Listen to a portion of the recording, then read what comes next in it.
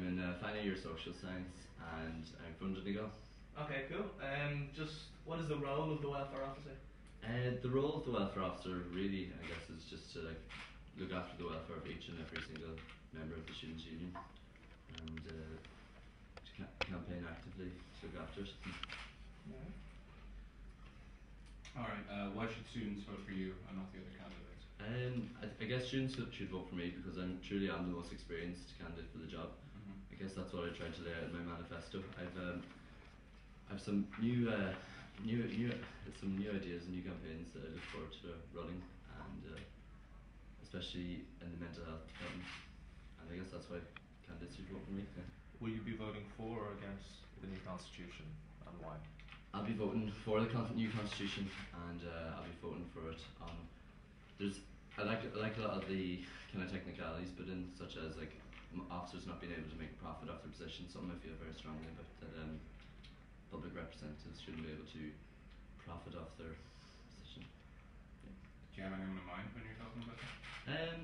No, I guess not. But I guess in previous years, maybe I don't know, perhaps entertainment officers might have been able to make a profit off commission-based nightclub industry.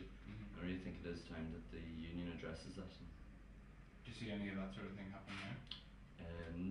Not that I'm aware of. In your manifesto, then there's no real emphasis on sexual health, sexual education. Just wondering why you haven't put an emphasis. I guess that's what I've been very involved with organising the Shag Weeks for the last 3 years, and I really like the format of it at the moment. I would envision for my own Shag Week next year would be like bigger and better than ever before, I guess, as everyone always aims to do. But as well, I do feel strongly that it wasn't done well enough. A lot of there's promises this year of a second Shag Week before semester 1, and that's something that I really want to do. Like making sure that not so much Shag packs, but STI information is put around reses in orientation week for fresher students coming up from the campus. I guess why I didn't make the cut in the manifesto is because I've been so involved in the last 3 years, and because I'm very happy with the format of the class. See, a lot of your stuff in your manifesto does seem more orientated towards a campaigns role than a welfare role. So I'd be interested in knowing why you decided to run for welfare instead of campaigns. I suppose the role of welfare is changing. If the new constitution passes, it's going to become welfare and equality officer. The welfare officer role, the year not next year potentially for myself, but the year afterwards it will become welfare after equality, and we'll take on more of a campaigns brief. I suppose it'd be in kind of preparation for that kind of a transitionary phase, but as well as that, like I just outlined in the manifesto, I do outline a lot of campaigns that I would like to do, but just as of course like the personal cases and everything, the day-to-day runnings of the welfare officer would take priority. Well, for example, you have a section on grants. Is that not the remit of CNC? The grant would be the remit of CNC, but it is like a pressing issue this year. For example, I mentioned the postgraduate grant, and I do envision like that all the sabbatical officers, all the vice presidents will have next year coming up to budget really be lobbying the DAL and campaigning against or campaigning for a new system of postgraduate finance.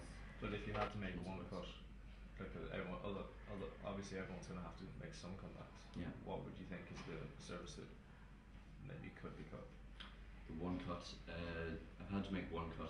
I definitely just cut back on promotional materials, like A2 posters, flyers and the likes. So hold on, you by your own admission are focusing quite a lot on campaigns, but you're going to do this through what, A4 black and white posters? And social media. I think there's a huge role for social media that can be expanded. You mentioned that you're bringing in an extra counsellor on campus for 2 hours a week. What will this achieve? I didn't actually say that I'd be bringing in an extra counsellor. Okay. The way I envisioned that would work would be that the current counsellors, they have one duty are put aside each day, and I'd be essentially asking the counsellors to maybe different counsellors put aside maybe one duty hour on a Monday, one duty hour on a Friday, and just a reach out clinic where students can come to it, and then they'll be pointed towards where they might be able to, where would be their best steps to go to next, whether they might need full counselling services, whether simply they just might need to talk to a student advisor. Well, hold on now. ran a story where there's, the counselling service at the moment, the waiting list can be up to 8 weeks. Yeah. So how do you think that will affect it by taking 2 counsellors who are already overworked and then taking 2 hours out of their weekly schedule? Well, we're talking about the duty hours, which are set aside for emergency cases. Now, I realise that it might be tricky. The worst case scenario, if it's not possible, I guess what I would do is I'd look into the financial feasibility of hiring a counsellor directly by the union for 2 hours a week. It does seem very financially cheap for the benefits that it does reap. Like I don't think there can be any price put on the mental health students. Do you have any idea what that price would be? For a counsellor for a 2-hour session per week. For over a year. Over a year.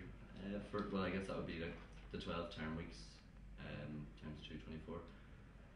No, I have a rough idea, but I wouldn't be comfortable saying no. Alright. You also said that you'd get famous people to come down to the police talk day. How would you achieve this, and what type of people, who would you bring down? Yeah, I've actually been trying to work on that the last few days. I haven't had much luck since. There's just people that I might have connections with. I don't want to give any names away in case it falls through. But people talking on in the police talk sense, people just talking about why it's important, why a problem shared is a problem halved, and that talking is a sign of a weakness. The way I try and achieve it, I guess, is by talking to celebrities, press offices and stuff like that, and hopefully it would be a focus on UCD alumni.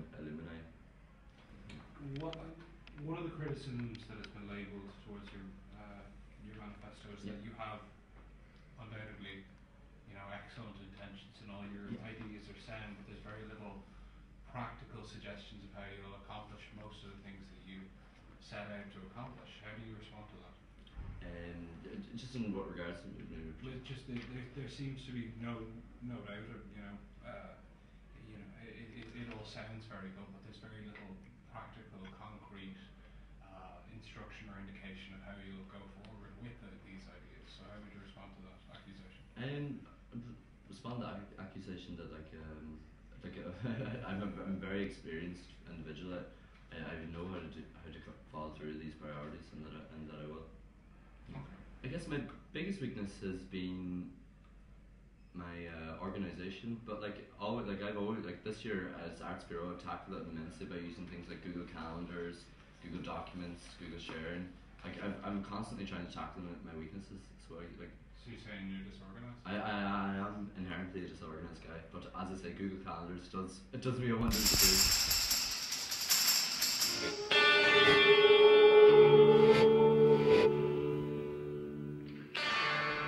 You don't want to lay into me anymore? Sorry? You don't want to lay into me anymore? No.